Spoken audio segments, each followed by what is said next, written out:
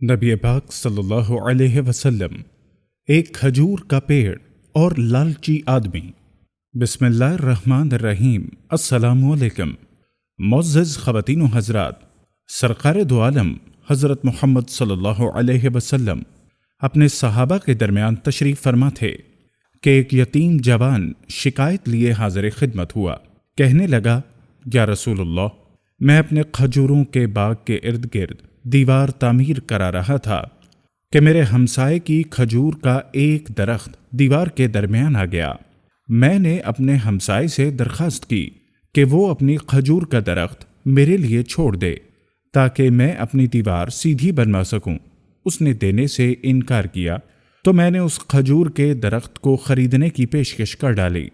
میرے ہمسائے نے مجھے کھجور کا درخت بیچنے سے بھی انکار کر دیا۔ قرآن کریم میں ہے کہ بے شک اللہ نے لوگوں کے لیے اس قرآن میں ہر قسم کی مثل طرح طرح سے بیان فرمائی، اور آدمی ہر چیز سے بڑھ کر جھگڑالو ہے۔ سرکار دو عالم نے اس نوجوان کے ہمسائے کو بلا بھیجا۔ ہمسایہ حاضر ہوا تو آپ نے اس نوجوان کی شکایت سنائی، جسے اس نے تسلیم کیا کہ واقعتاً ایسا ہی ہوا ہے۔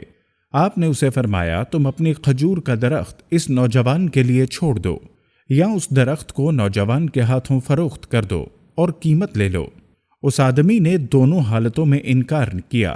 آپ صلی اللہ علیہ وسلم نے اپنی بات کو ایک بار پھر دہرایا، کھجور کا درخت اس نوجوان کو فروخت کر کے پیسے بھی وصول کر لو، اور تمہیں جنت میں بھی ایک عظیم الشان کھجور کا درخت ملے گا جس کے سائے کی طوالت میں سوار 100 سال تک چلتا رہے گا۔ دنیا کے ایک درخت کے بدلے میں جنت میں ایک درخت کی پیشکش ایسی عظیم تھی جس کو سن کر مجلس میں موجود سارے صحابہ دنگ رہ گئے۔ سب یہی سوچ رہے تھے کہ ایسا شخص جو جنت میں ایسے عظیم الشان درخت کا مالک ہو، کیسے جنت سے محروم ہو کر دوزخ میں جائے گا۔ مگر وائے قسمت کہ دنیاوی مال و متاع کی لالچ اور طمع اڑے آ گئی، اور اس شخص نے اپنا کھجور کا درخت بیچنے سے انکار کر دیا۔ مجلس میں موجود ایک صحابی ابو دحداح آگے بڑھے اور حضور اکرم سے عرض کی، یا رسول اللہ، اگر میں کسی طرح وہ درخت خرید کر اس نوجوان کو دے دوں تو کیا مجھے جنت کا وہ درخت ملے گا؟ آپ نے جواب دیا، ہاں، تمہیں وہ درخت ملے گا۔ قرآن کریمین میں ہے، تم ہرگز بھلائی کو نہ پہنچو گے جب تک راہ خدا میں اپنی پیاری چیز نہ خرچ کرو، اور تم جو خرچ کرو اللہ کو معلوم ہے۔ ابو دحداح اس آدمی کی طرف پلٹے اور اس سے پوچھا، میرے کھجوروں کے باغ کو جانتے ہو؟ اس آدمی نے فوراً جواب دیا، جی، کیوں نہیں۔ مدینے کے سارے تاجر آپ کے باغ کی اعلیٰ اقسام کی کھجوروں کو کھانے اور خریدنے کے انتظار میں رہتے ہیں۔ ابو دحداح نے اس شخص کی بات کو مکمل ہونے پر کہا، تو پھر کیا تم اپنے اس کھجور کے ایک درخت کو میرے سارے باغ کے بدلے میں فروخت کرتے ہو؟ اس شخص نے غیر یقینی سے سرکار دو عالم کی طرف پہلے دیکھا، اپنی لالچ بھری نگاہوں کے ساتھ، اور پھر دماغ میں سوچنے لگا کہ کیا عقل مانتی ہے کہ ایک کھجور کے بدلے میں اسے ابو دحداح کے 600 کھجوروں کے باغ کا قبضہ بھی مل جائے۔ معاملہ تو ہر لحاظ سے فائدہ مند نظر آ رہا تھا۔ حضور اور مجلس میں موجود صحابہ کرام نے گواہی دی اور معاملہ طے پا گیا۔ ابو دحداح نے خوشی سے حضور اکرم صلی اللہ علیہ وسلم کو دیکھا اور سوال کیا، یا رسول اللہ، جنت میں میرا ایک کھجور کا درخت پکا ہو گیا نا؟ آپ نے فرمایا، نہیں۔ سرکار دو جہاں کے جواب سے وہ صحابی حیرت زدہ ہوئے۔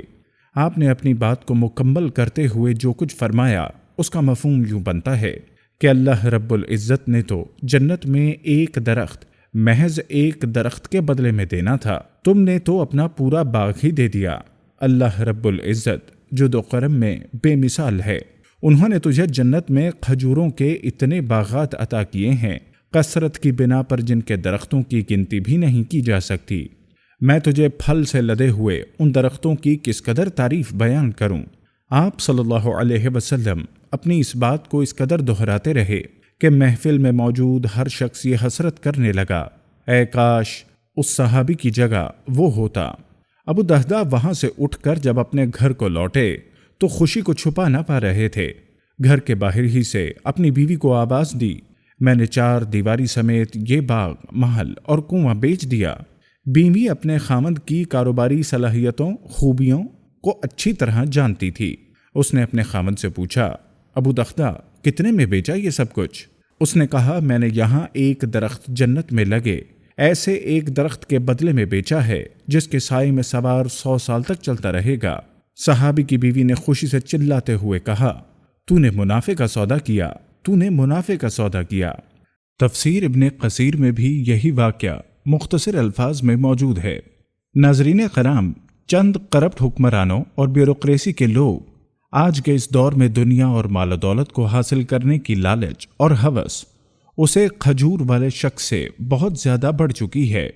اسی طرح ایک بادشاہ نے کسی بات پر خوش ہو کر ایک آدمی کو یہ اختیار دیا کہ وہ سورج غروب ہونے تک جتنی زمین کا دائرہ مکمل کر لے گا اتنی زمین اسے الاٹ کر دی جائے گی، اور اگر وہ دائرہ مکمل نہ کر سکا اور سورج غروب ہو گیا تو اسے کچھ نہیں ملے گا۔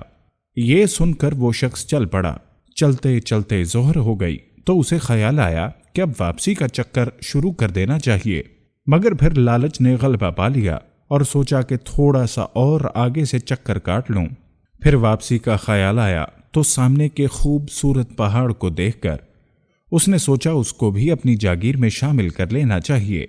الغرض واپسی کا سفر کافی دیر سے شروع کیا۔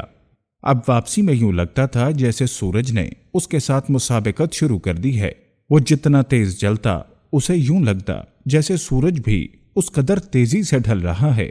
عصر کے بعد تو سورج ڈھلنے کی بجائے گویا لگتا تھا پگھلنا شروع ہو گیا ہے۔ وہ شخص دوڑنا شروع ہو گیا کیونکہ اسے سب کچھ ہاتھ سے جاتا نظر آ رہا تھا۔ اب وہ اپنی لالچ کو کوس رہا تھا، مگر بہت دیر ہو چکی تھی۔ دوڑتے دوڑتے اس کا سینہ درد سے پھٹا جا رہا تھا، مگر وہ تھا کہ بس دوڑے جا رہا تھا۔ آخر سورج غروب ہوا تو وہ شخص اس طرح گرا کہ اس کا سر اس کے سٹارٹنگ پوائنٹ کو چھو رہا تھا اور پاؤں واپسی کے دائرے کو مکمل کر رہے تھے۔ یوں اس کی لاش نے دائرہ مکمل کر دیا تھا۔ جس جگہ وہ گرا تھا وہیں اس کی قبر بنائی گئی۔ دنیا کی ہر چیز خصوصاً مال و دولت کو ضرورت سے بہت زیادہ حاصل کرنے کی خواہش رکھنے کو لالچ کہتے ہیں۔ یہ بہت بری خصلت ہے۔ حرص انسان کو بے شمار مصائب میں مبتلا کر دیتی ہے، کیونکہ لالچی شخص کسی بھی مقدار پر مطمئن نہیں ہوتا۔ لالچ بے شمار گناہوں کا سرچشمہ ہے۔